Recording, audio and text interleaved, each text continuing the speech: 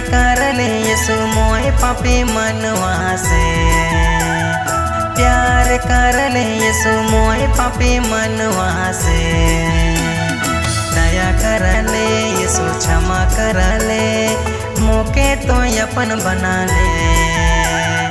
दया करले यीशु क्षमा करले मोके तो अपन बना ले। प्यार करले यीशु मोए पापी मनवा से। प्यार करले यीशु मोए पापी मनवा से।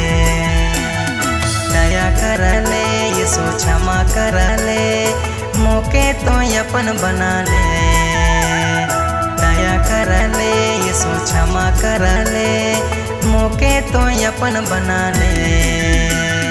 जब तक मोर रही सांस तोर महिमा करबो।